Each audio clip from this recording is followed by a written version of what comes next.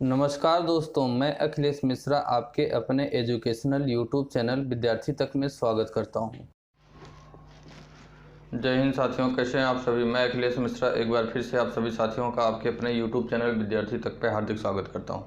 साथियों, ये डेली हम लोगों की करंट अफेयर की क्लास हुआ करती है, जो कि किसी भी एक दिवसीय परीक्षाएं अर्थात जो भी वनडे एग्जाम होते हैं उन सभी वनडे एग्जाम के लिए ये क्लास बहुत ही हेल्पफुल होती है। यहाँ पे साथियों ऐसे करंट अफेयर के क्वेश्चन को टारगेट करते हुए हम लोग यहाँ पे करते हैं जो कि आजकल एग्ज़ाम का ट्रेंड चला हुआ है। एग्ज़ाम में जिस प्रकार से क्वेश्चन पूछा जाता है उसे एनालिसिस किया जाता है। एनालिसिस करने के बाद चूँकि एनालिसिस करने की ज़रूरत यह पड़ती है कि इस समय एग्जामिनर किस प्रकार के क्वेश्चन को उठा रहा है, किस प्रकार के क्वेश्चन को पूछ रहा है। इस चीज़ों को देखना समझना बहुत ही महत्वपूर्ण होता है। उसके बाद यहाँ पे उसी तरीके के करंट अफेयर को आपके सामने पेश करने की ज़रूरत होती है। यहाँ पे साथियों ऐसे ऐसे करंट अफेयर को किया जाता है जो कि सीधे एग्जाम के पॉइंट ऑफ व्यू से मोस्ट इम्पॉर्टेंट करंट अफेयर होते हैं। साथ ही साथ साथियों कोई भी अगर मान लीजिए कि कोई जानकारी है, उस जानकारी से रिलेटेड जितना भी एक्सप्लेन किया जा सकता है, जितना डीपली जानकारी प्राप्त की जा सकती है, उन सभी जानकारियों को हम लोग अपनी इस क्लास में इकट्ठा करते हुए पढ़ने का काम करते हैं। ठीक साथियों, ये साथियों आज हम लोग 27 दिसंबर के करंट अफेयर को पढ़ेंगे। और साथियों 28 डेट इस वजह से पड़ी हुई है कि आज जो डेट पड़ी रहे बिल्कुल आप ये मान लीजिए कि उसी के जस्ट आगे का, उसी के जस्ट पीछे का साथियों यहाँ पे हम लोग करंट अफेयर के क्वेश्चन करने का काम करते हैं, बिल्कुल ताज़ा ताज़ा। कुछ करंट अफेयर साथियों ऐसे होते हैं जो कि छूट जाते हैं, हो नहीं पाते, क्लास छोटी होती है, आप लोगों को लेट होता रहता है साथियों, क्लास लंबी लगने लगती है। तो कुछ करंट अफेयर ऐसे होते हैं जिन्हें साथियों एक दो तीन चार ऐसे कुछ होते हैं, 2-4 क्वेश्चन बचे रहते हैं, उन्हें रोक दिया जाता है, फिर अगली क्लास में करने का काम हम लोग यहाँ पे करते हैं। ठीक साथियों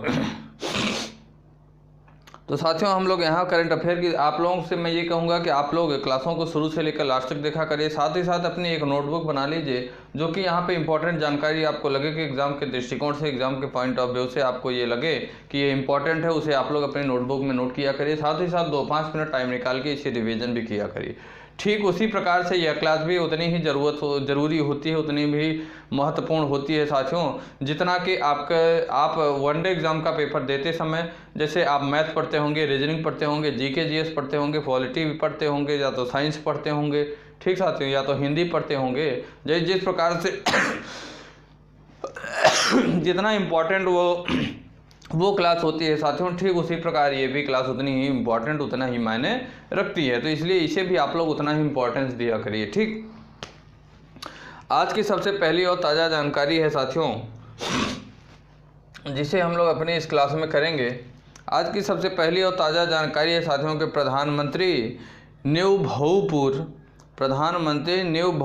न्यू खुर्जा सेक्शन और ईस्टर्न डेडिकेटेड फ्रंट कॉरिडोर के परिचालन नियंत्रण केंद्र का 29 दिसंबर को उद्घाटन करेंगे। आज की नई जानकारी साथियों, प्रधानमंत्री न्यू भाऊपुर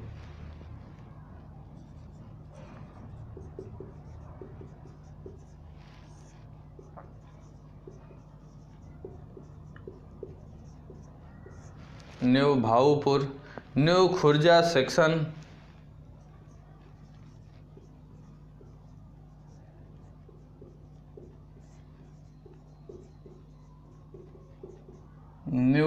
सेक्शन और ईस्टर्न डेडिकेटेड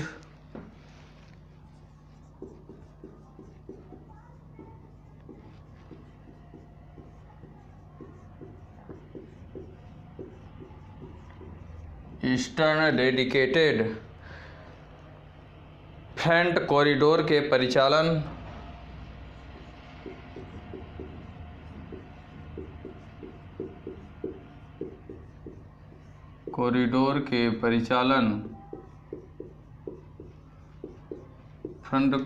के परिचालन नियंत्रण केंद्र का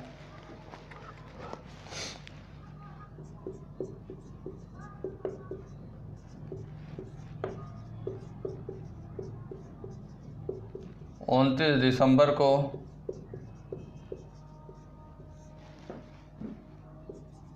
उद्घाटन करेंगे।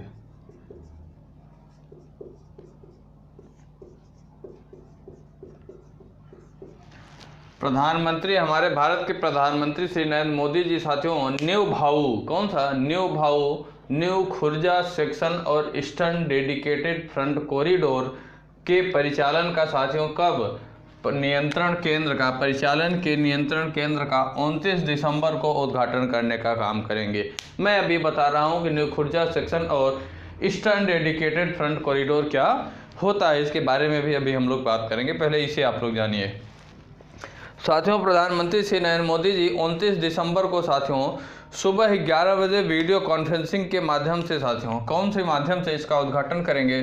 सुबह 11 बजे, कल की सुबह 11 बजे वीडियो कॉन्फ्रेंसिंग के माध्यम से साथियों कौन से माध्यम से? वीडियो कॉन्फ्रेंसिंग के माध्यम से इसका उद्घाटन करेंगे।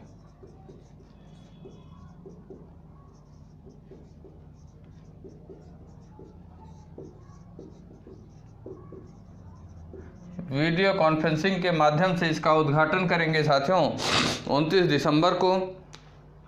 डेडिकेटेड फ्रंट कॉरिडोर, जिसे शॉर्ट में EDFC भी कहते हैं, कि न्यू भाऊ न्यू खुर्जा सेक्शन का उद्घाटन करेंगे।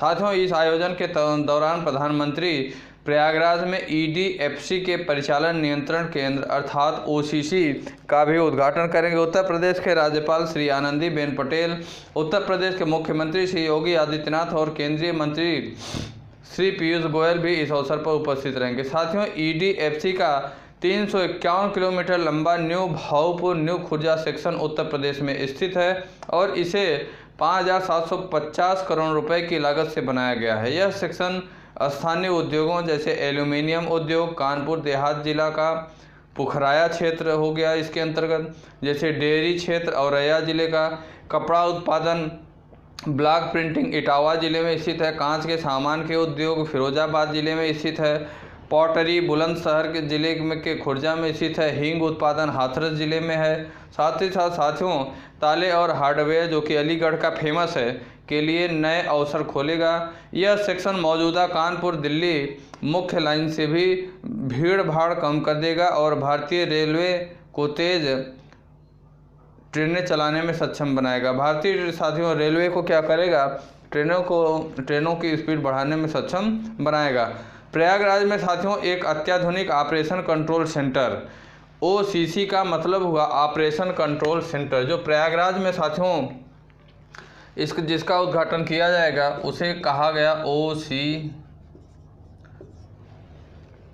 क्या कहा गया साथियों? OCC के अगर हम फुल फॉर्म की बात करें साथियों तो इसे कहा जाएगा ऑपरेशन कंट्रोल सेंटर।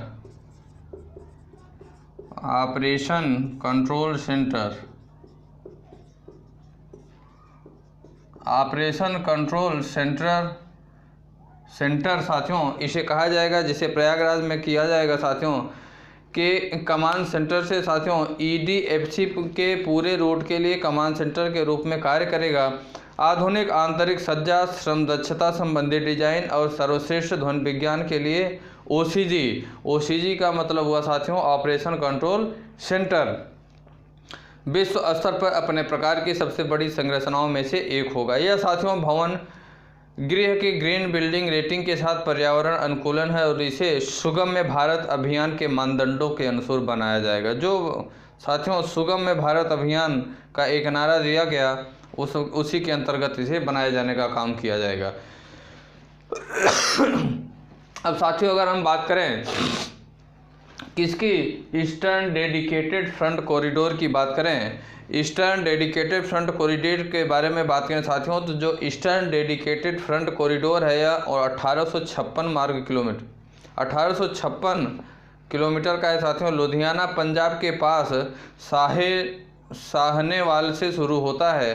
ये जो साथियों ईस्टर्न डेडिकेटेड फ्रंट कॉरिडोर है यह लुधियाना अर्थात पंजाब के पास से साहनेवाल से शुरू होता है और पंजाब, हरियाणा, उत्तर प्रदेश, बिहार और झारखंड राज्यों से गुजरकर पश्चिम बंगाल के दनकुनी से समाप्त होता है। यह साथियों जो है ईस्टर्न डेडिकेटेड फ्रंट कॉरिडोर है साथियों, ईस्टर्न डेडिकेटेड फ्रंट कॉरिडोर है साथियों, यह 1856 किलोमीटर लंबा है। कितने? 1856 किलोमीटर लंबा है साथियों। और यह कौन कौन से राज्यों से होकर गुजरता है? यह साथियों अगर बात करें तो पंजाब राज्य से, पंजाब, उत्तर प्रदेश, हरियाणा,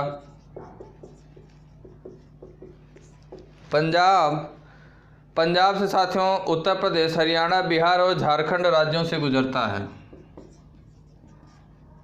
बिहार और राजस्थान राज्यों से गुजरने का काम करता है। कौन कौन से साथियों? ये जो साथियों ईस्टर्न डेडिकेटेड फ्रंट कॉरिडोर है जो कि 1856 किलोमीटर लंबा है, यह पंजाब, उत्तर प्रदेश, हरियाणा, बिहार और राजस्थान राज्यों से होते हुए गुजरता है साथियों। यह पश्चिम बंगाल के दनकुनी में समाप्त होने का काम करता है साथियों। कहाँ? पश्चिम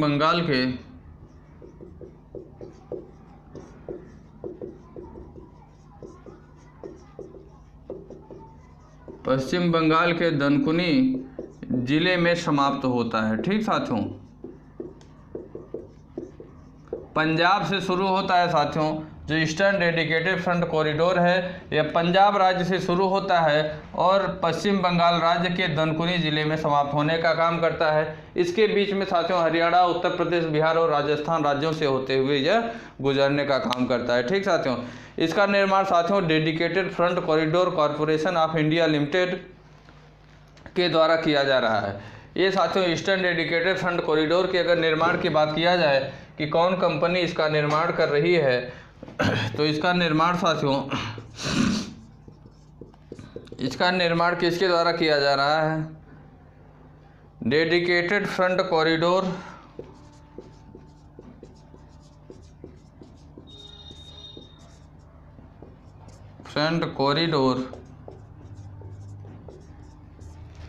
dedicated front corridor corporation of India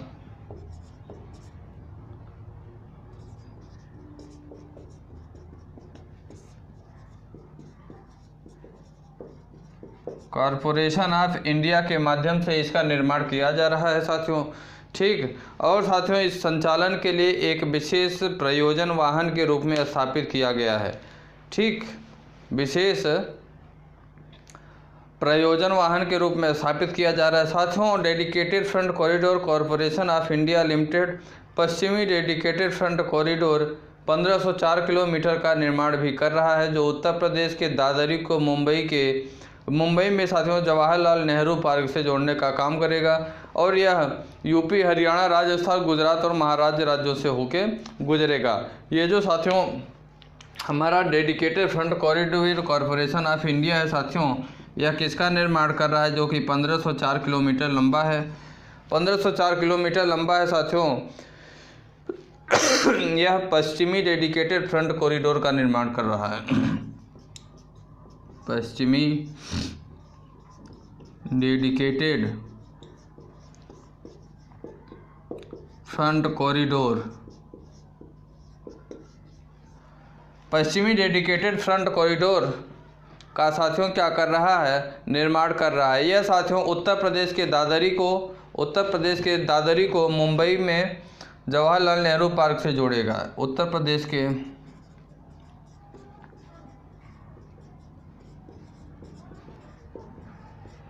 Dadri को मुंबई के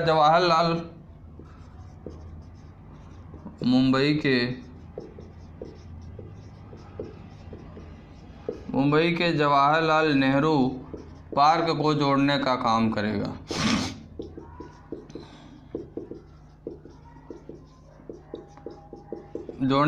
करेगा। और इसे बात करें साथियों तो यह टोटल 5 राज्यों से होकर गुजरेगा साथियों। यह उत्तर प्रदेश से, हरियाणा से, राजस्थान से, उत्तर प्रदेश, हरियाणा, राजस्थान, गुजरात और मुंबई राज्यों से गुजरेगा। गुजरात और मुंबई राज्यों से होकर गुजरेगा। कौन कौन राज्यों से साथियों?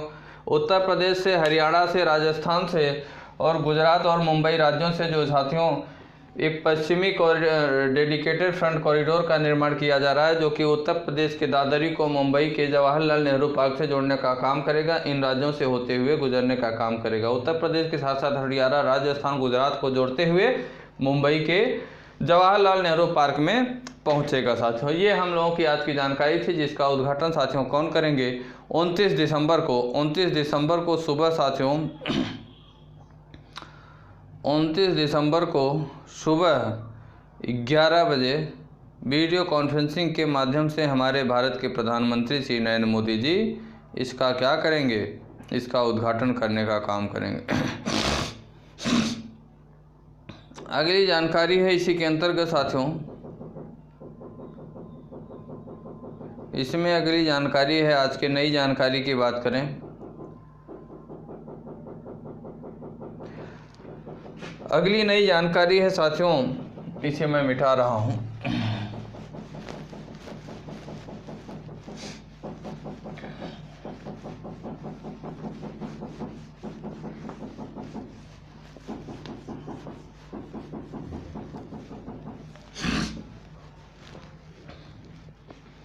अगली नई जानकारी साथियों कि केंद्रीय गृह मंत्री श्री अमित शाह ने मणिपुर में अनेक विकास परियोजनाओं का शुभारंभ किया।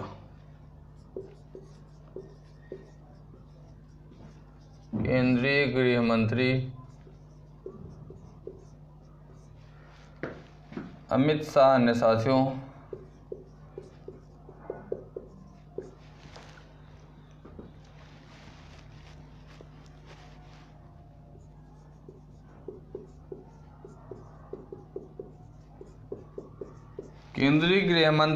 शाह ने साथियों मणिपुर में अनेक विकास परियोजनाओं का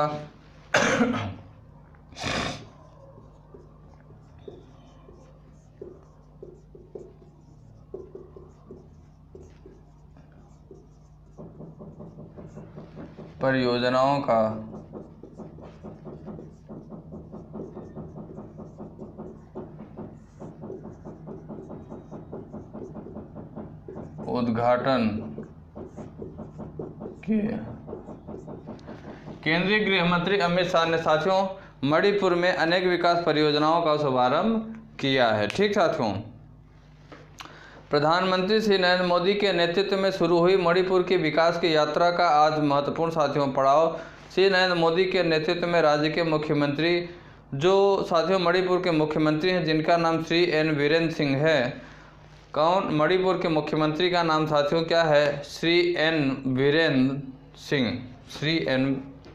सिंह। मणिपुर के साथियों मुख्यमंत्री की बात करें, एन बीरेंद्र सिंह।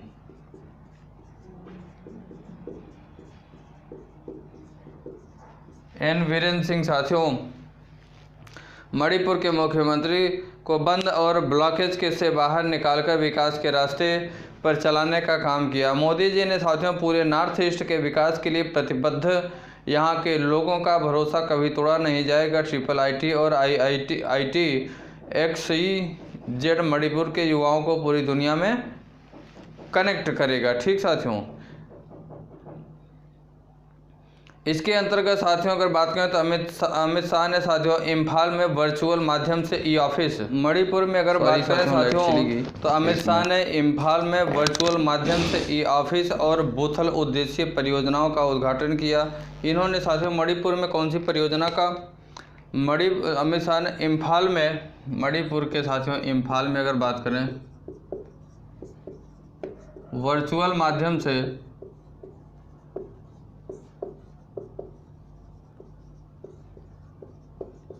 माध्यम से इन्होंने क्या किया साथियों? इन्होंने ई ऑफिस और बूथल बहुउद्देशीय परियोजनाओं को खोलने का काम किया, उद्घाटन करने का काम किया। ई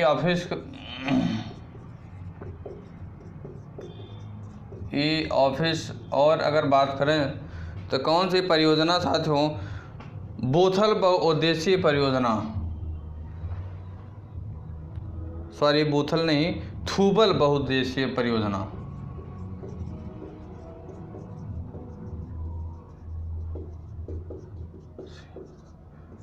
थोबल बहुउद्देशीय परियोजना का उद्घाटन किया इन्होंने साथियों।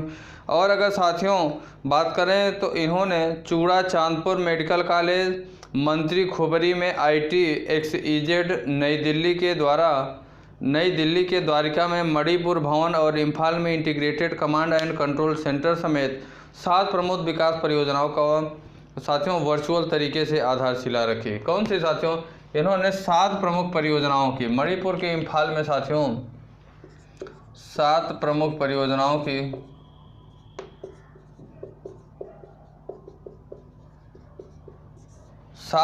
परियोजनाओं की साथियों इन्होंने क्या किया? प्रमुख परियोजनाओं के साथियों वर्चुअल तरीके से इन्होंने आधारशिला रखी। कौन? हमारे केंद्रीय गृह मंत्री आधारशिला रखी। क्या रखी साथियों? आधारशिला केंद्रीय गृह मंत्री अमित शाह जी ने इम्फाल में साथियों 7 प्रमुख परियोजनाओं की आधारशिला रखी। इस अवसर पर साथियों उत्तर पूर्वी क्षेत्र विकास मंत्री डॉक्टर जितेंद्र सिंह, मणिपुर के मुख्यमंत्री CN वीरेंद्र सिंह, विधानसभा अध्यक्ष और अन्य गणमान्य लोग इस दौरान उपस्थित रहने का काम किए। ठीक साथियों। और बात करें साथियों इस अवसर पर अमित शाह ने कहा कि प्रधानमंत्री नरेंद्र मोदी के नेतृत्व में शुरू हुई मणिपुर की विकास यात्रा आज महत्वपूर्ण पड़ाव पर है। ठीक साथियों।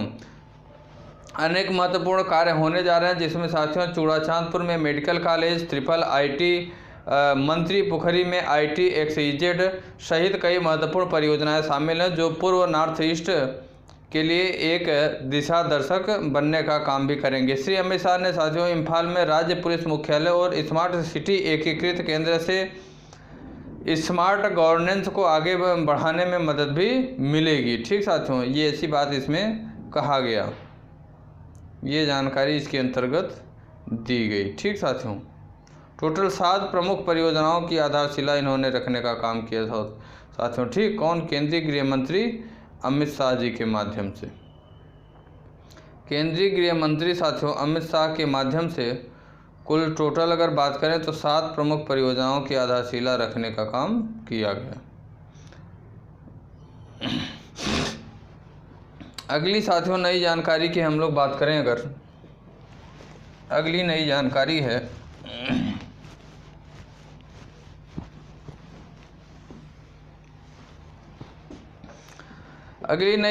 है साथियों कि भारत 2025 तक दुनिया की 5वीं और 2030 तक तीसरी बड़ी अर्थव्यवस्था बन जाएगा, ऐसा बात कहा जा रहा है।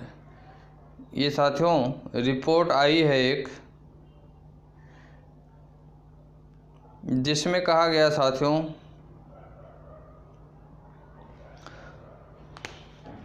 नई जानकारी कि भारत 2025 तक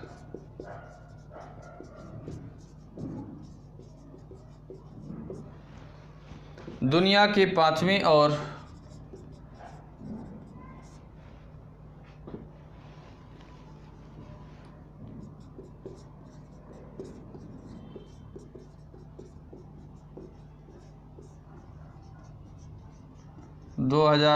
तक तीसरी बड़ी अर्थव्यवस्था बन जाएगा।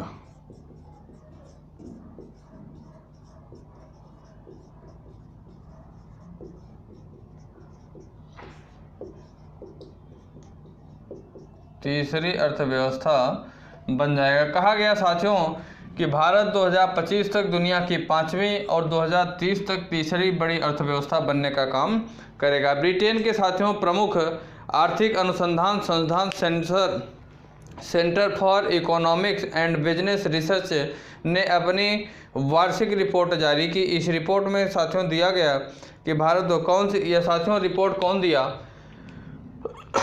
यह रिपोर्ट की अगर बात करें तो यह रिपोर्ट साथियों ब्रिटेन के प्रमुख आर्थिक अनुसंधान संस्थान, ब्रिटेन का एक प्रमुख आर्थिक अनुसंधान संस्थान सेंटर है साथियों, ब्रिटेन के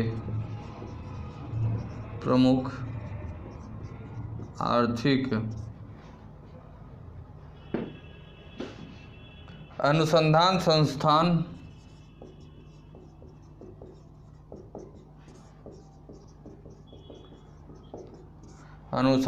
संस्थान सेंटर फॉर इकोनॉमिक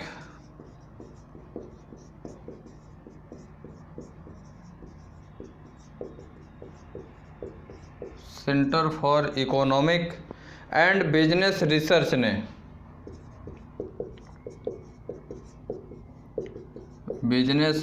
ने साथियों यह रिपोर्ट दिया। कौन साथियों? ये रिपोर्ट जो बताया गया साथियों कि भारत 2025 तक दुनिया की 5वीं और 2030 तक तीसरी बड़ी अर्थव्यवस्था बनेगा। ये रिपोर्ट साथियों ब्रिटेन की एक प्रमुख आर्थिक अनुसंधान संस्थान है जिसका नाम centre for economic and business research है। क्या नाम है? Centre for economic and business research है। इसने अपनी रिपोर्ट जारी की और कहा साथियों इस रिपोर्ट के अनुसार कोरोना वायरस महामारी से प्रभावित 2020 में भारतीय अर्थव्यवस्था एक पावदान के नीचे खिसक कर 6ठे स्थान पर आ गई है। इससे पहले साथियों कब थी? 5वें स्थान पर थी। भारत 2019 में ब्रिटेन से ऊपर निकलकर 5वें स्थान पर पहुंच गया था। रुपए के कमजोर होने से साथियों 2020 में ब्रिटेन पुनः भारत से ऊपर आ गया। रिपोर्ट के अनुसार ब्रिटेन 2024 तक आगे बना रहेगा और इसके बाद भारत आगे निकल जाएगा। साथियों रिपोर्ट में अनुमान है कि 2021 में भारत की वृद्धि 9% और 2022 में 7% रहेगी। आर्थिक वृद्धि की अनुमानित साथियों दिशा के अनुसार अगर बात करें तो अर्थव्यवस्था के आकार में भारत 2025 में ब्रिटेन से ऐसा बताया जा रहा है साथियों। इसकी जो रिपोर्ट है centre for economic and business research की जो रिपोर्ट है साथियों ये रिपोर्ट दे रहा है कि 2025 में साथियों यह ब्रिटेन से आगे निकल जाएगा। कब? किससे? ब्रिटेन से। और अगर बात करें तो 2027 में जर्मनी से साथियों 2027 में जर्मनी से। और इसी में अगर बात करें साथियों 2030 में जापान से आगे निकल जाएगा। 2030 में अर्थव्यवस्था के मामले में जापान से भारत आगे निकल जाएगा। किससे? जापान से भारत अर्थव्यवस्था के मामले में आगे निकलेगा।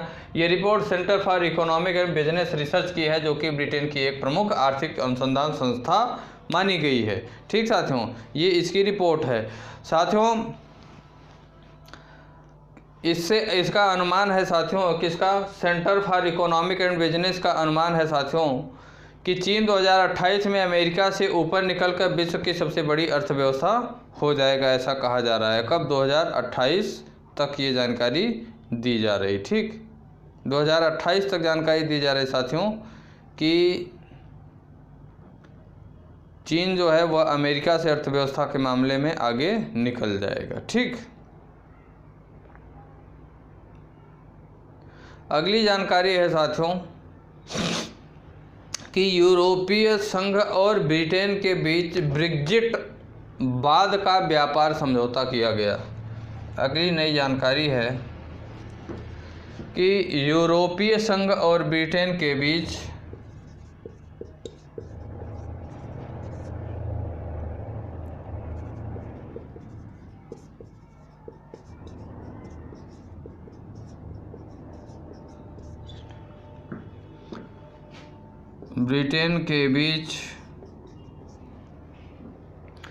ब्रेग्जिट बाद का व्यापार समझौता हुआ है।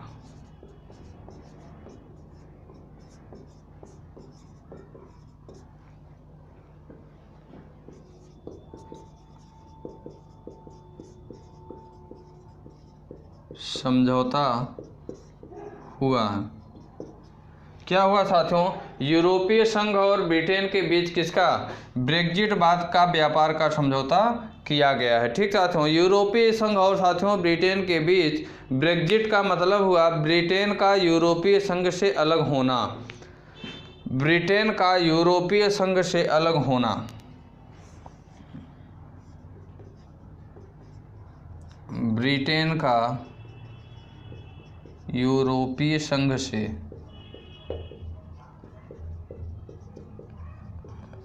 अलग होना। ब्रिटेन का यूरोपीय संघ से अलग होना साथियों यह के बाद व्यापार समझौता हो गया है। अलग होने के बाद साथियों ब्रिटेन का यूरोपीय संघ से अलग होने के बाद व्यापार समझौता हो गया। ब्रिटेन के प्रधानमंत्री बोरिस जॉनसन ने इस समझौते पर घोषणा 24 दिसंबर को की। कब किया साथियों? 24 दिसंबर को। ब्रिटेन की संसद 30 दिसंबर को इस समझौते पर मतदान करेगी। अलग होने की बात जो की जा रही है साथियों इसका साथियों ऐलान जो ब्रिटेन के प्रधानमंत्री हैं बोरिस जॉनसन जी इन्होंने इस समझौते का ऐलान कर दिया है। कब? 24 दिसंबर को। लेकिन साथियों इसमें ब्रिटेन की जो संसद है इसमें 30 दिसंबर को इसके लिए क्या करेगी? मतदान करने का काम करेगी। ब्रिटेन के साथियों प्रधानमंत्री बोरिस जॉनसन ने कहा कि एक साल में 668 अरब पाउंड का सबसे बड़ा समझौता किया गया है। यह देश में रोजगार सुनिश्चित करेगा और ब्रिटेन को यूरोपीय बाजार में शुल्क और कोटा के बिना सामान बेचने में सक्षम बनाएगा। इससे ये लाभ होंगे साथियों। यूरोपीय आयोग की अध्यक्ष साथियों जिनका नाम है उर्सुला वान डेर लेयेन, यूरोपीय आयोग की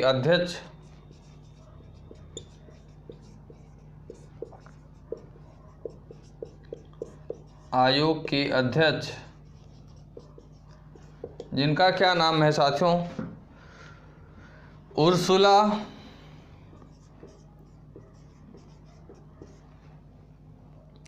वान डेर लेयेन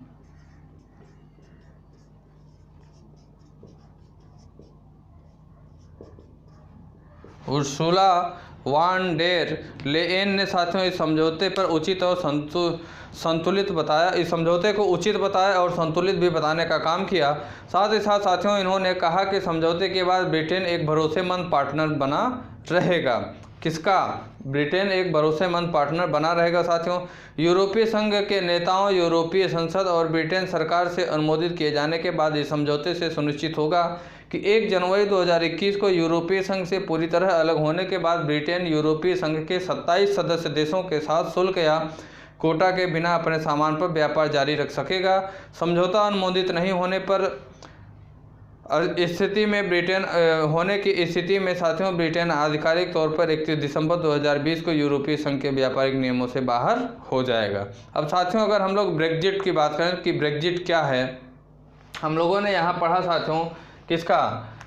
कि यूरोपीय संघ और ब्रिटेन के बीच ब्रेग्जिट के बाद व्यापार समझौता हुआ। किसके बाद? ब्रेग्जिट के बाद व्यापार समझौता हुआ। हम लोग अगर ब्रेग्जिट की बात करें साथियों कि ब्रेग्जिट क्या है, तो ब्रिटेन के यूरोपियन यूनियन से बाहर जाने को संक्षिप्त में ब्रेग्जिट कहा गया। क्या कहा गया साथियों? ब्रिटेन के यूरोपियन यूनियन से बाहर जाने को ब्रेग्जिट का मतलब अगर हम लोग कहें साथियों ब्रेग्जिट साथियों क्या है? ब्रेग्जिट की बात करें साथियों तो इसका मतलब क्या हुआ? ब्रिटेन के यूरोपियन यूनियन से बाहर जाने को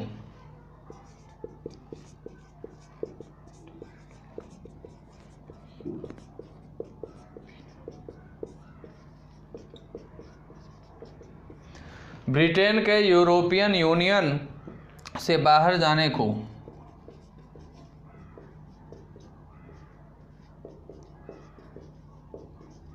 संक्षिप्त में साथियों क्या कहा गया? ब्रेग्जिट। ब्रिटेन के यूरोपियन यूनियन से बाहर जाने को संक्षिप्त में क्या कहा गया? ब्रेग्जिट कहा गया। ठीक, ब्रेग्जिट। ठीक साथियों, अर्थात ब्रिटेन से एग्जिट। ब्रेग्जिट का मतलब हुआ ब्रिटेन से एग्जिट। ठीक साथियों, कहते हैं साल 2019 में एक जनमत संग्रह के आधार पर साथियों ब्रिटेन ने यूरोपियन यूनियन से अलग होने का ऐलान किया था। संसद की मंजूरी के बाद 31 जनवरी 2020 को ब्रिटेन औपचारिक रूप से यूरोपीय संघ से अलग हो गया था। ब्रेग्जिट समझौते के तहत 31 दिसंबर 2020 तक यूरोपीय संघ के व्यापार नियमों का पालन किया जाएगा, ऐसी बात इसमें किया गया था। ठीक साथियों, ये हुआ ब्रेग्जिट। ब्रेग्जिट का मतलब हुआ ब्रिटेन से एग्जिट। क्या हुआ? ब्रिटेन से एग्जिट हुआ ब्रेग्जिट। अगली बात है साथियों कि भारतीय विश्वविद्यालय का शताब्दी समारोह मनाया गया। कब? 24 दिसंबर को। इसकी भी चर्चा हम लोग करते हैं। अगली जानकारी है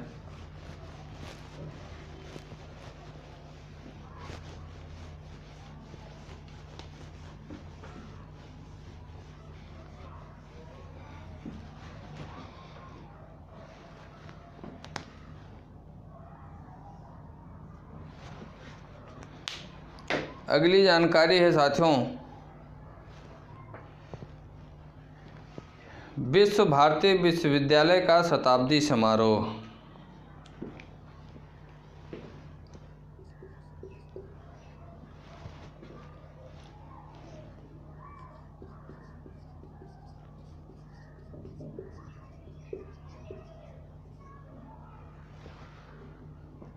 विश्व भारती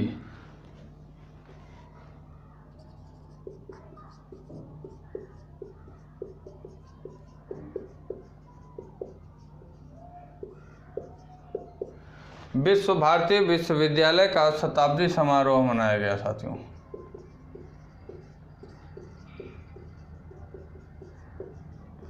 शताब्दी समारोह मनाया गया। प्रधानमंत्री नरेंद्र मोदी ने साथियों 24 दिसंबर को शांति निकेतन में शांति निकेतन में साथियों विश्व भारती विश्वविद्यालय के शताब्दी समारोह को वीडियो कॉन्फ्रेंसिंग के जरिए संबोधित करने का काम किया। साथियों इन्होंने अपने संबोधन में कहा कि विश्व कल्याण का रास्ता आत्मनिर्भर भारत के विचार से ही गुजरता है। प्रधानमंत्री ने अपने भाषण का समापन टैगोर की कविता आर्य गृहोबासी खोल द्वारा खोल से करते हुए छात्रों का आह्वान किया कि वे नई संभावनाओं द्वारा खोले और गुरुदेव के विचारों को दर्शन का प्रचार करें। विश्व भारती विश्वविद्यालय के बारे में अगर हम लोग चर्चा करें साथियों, विश्व भारती विश्वविद्यालय के बारे में अगर हम लोग कुछ जानकारी प्राप्त करना चाहें तो इसकी स्थापना साथियों 1921 में गुरुदेव रविंद्रनाथ टैगोर ने की थी। 1921 में साथियों रविंद्रनाथ टैगोर के द्वारा इसकी स्थापना की गई।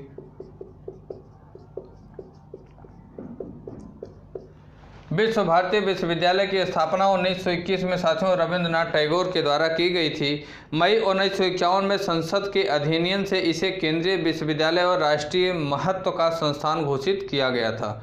कब साथियों? 1951 में इसे साथियों संसद के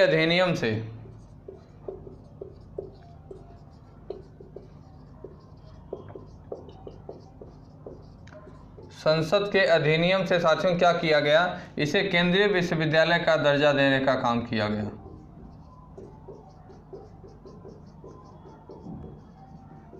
केंद्रीय विश्वविद्यालय का दर्जा इसे प्राप्त हुआ साथियों कब? 1951 में। और साथियों राष्ट्रीय महत्व का संस्थान घोषित किया गया। प्रधानमंत्री इस विश्वविद्यालय के कुलाधिपति हैं। जो भारत के प्रधानमंत्री हुआ करते हैं साथियों वह इस विश्वविद्यालय के क्या हुआ करते हैं? कुलाधिपति इसके हुआ करते हैं। ठीक साथियों ये विश्व भारती विश्वविद्यालय से संबंधित जानकारी थी। कौन सी साथियों? विश्व भारती विश्वविद्यालय से संबंधित जानकारी थी। अगली जानकारी साथियों है कि श्रीनगर के अमर सिंह कॉलेज को यूनेस्को के अवार्ड ऑफ मेरिट से सम्मानित किया गया। श्रीनगर में साथियों अमर सिंह कॉलेज को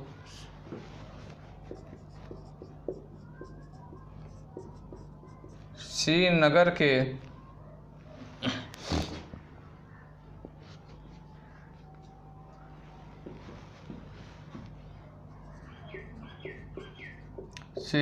के अमर सिंह कॉलेज को यूनेस्को के कौन से साथियों? अवार्ड ऑफ मेरिट से सम्मानित किया गया। अवार्ड ऑफ मेरिट से सम्मानित किया गया।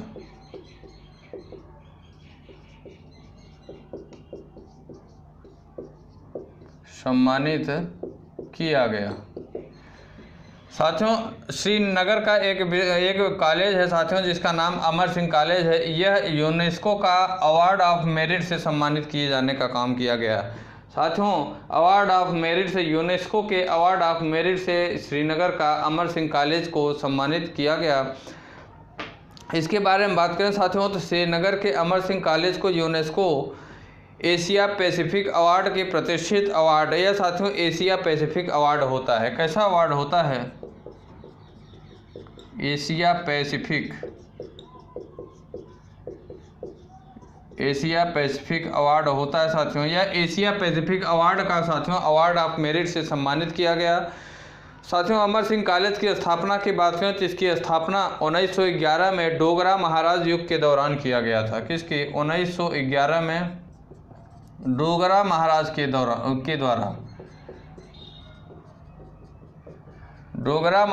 द्वारा 1911 में अमर सिंह कॉलेज की स्थापना किया गया। डोगरा महाराज युग के दौरान साथियों इसकी स्थापना किया गया। और साथियों अगर बात करें श्रीनगर में हुई थी 2014 की बाढ़ के दौरान साथियों इसकी इमारत की भारी नुकसान पहुंचा था। 2014 में जो बाढ़ आई थी साथियों श्रीनगर में, इसके दौरान इसकी इमारत को भारी नुकसान भी पहुंचा था। यह सम्मान साथियों अगर बात करें अवार्ड ऑफ मेरिट सम्मान की बात करें साथियों, तो यह सम्मान संस्कृत विरासत संरक्षण, किसके? संस्कृत विरासत संरक्षण अर्थात अमर सिंह कॉलेज भवन का जो जीर्णोद्धार किया गया, क्योंकि 2014 में जब बाढ़ आई थी साथियों तो इसकी इमारत या बिल्डिंग जो थी इसमें भारी नुकसान पहुंचा था, जिसके कारण साथियों इसका जीर्णोद्धार किया गया। क्या किया गया? जीर्णोद्धार किया गया, जिसके कारण यह साथियों सांस्कृतिक विरासत का संरक्षण माना गया। क्या? संस्कृति विरासत का संरक्षण माना गया, जिसके लिए साथियों अवार्ड ऑफ मेरिट देने का काम किया गया। इस परियोजना का साथियों नेतृत्व Indian national trust for art of agriculture heritage स्थानीय सरकार और सामुदायिक हितधारकों के एक समूह ने किया। कौन किया साथियों इसका संरक्षण या इस परियोजना का साथियों अगर बात करें तो नेतृत्व कौन किया? इंडियन नेशनल ट्रस्ट फॉर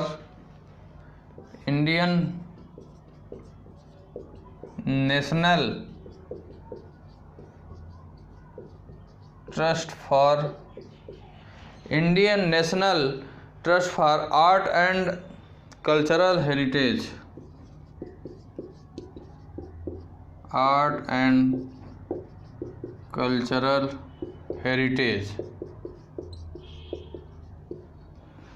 इसका नेतृत्व साथियों Indian national trust for art and cultural heritage और साथ ही साथ स्थानीय सरकार जो है और इसी के साथ साथियों सामुदायिक हितधारक के जो भी एक समूह हैं उनके द्वारा इसकी स्थापना किया गया।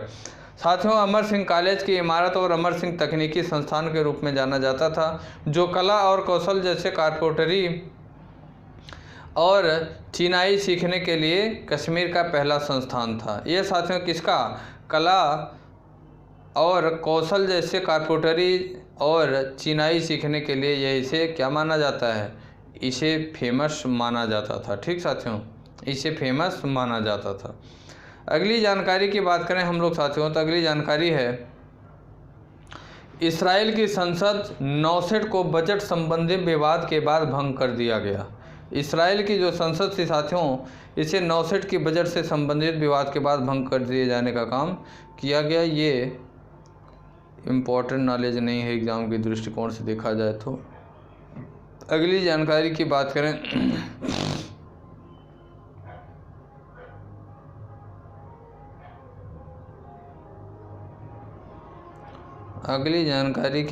साथियों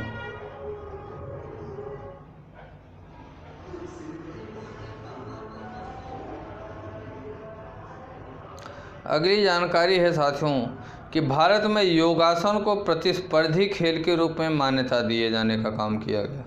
क्या किया गया साथियों? भारत में अगली नई जानकारी होगी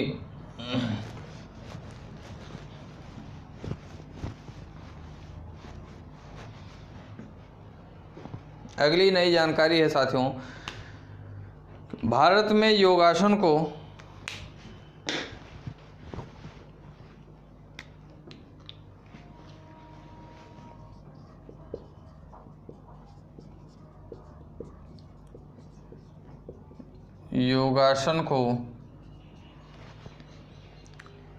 प्रतिस्पर्धी खेल के रूप में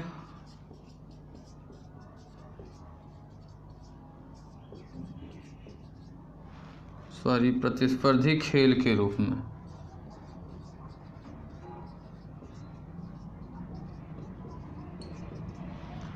भारत में योगासन को प्रतिस्पर्धी खेल के रूप में साथियों मान्यता दी गई।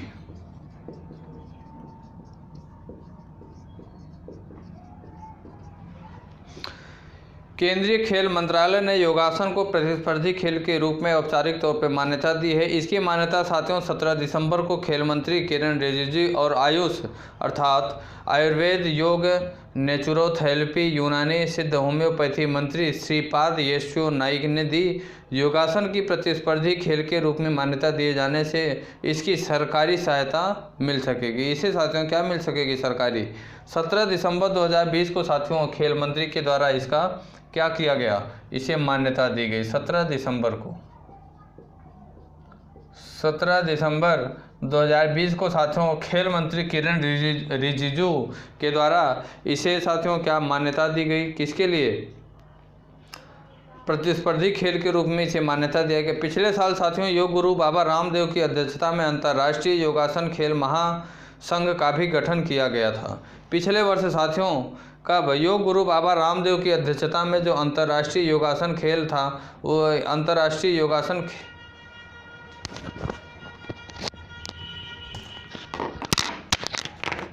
दोस्तों अगर आप हमारे YouTube चैनल विद्यार्थी तक पे नए हैं तो लाइक करें, सब्सक्राइब करें और बेल आइकन को दबाना ना भूलें। धन्यवाद।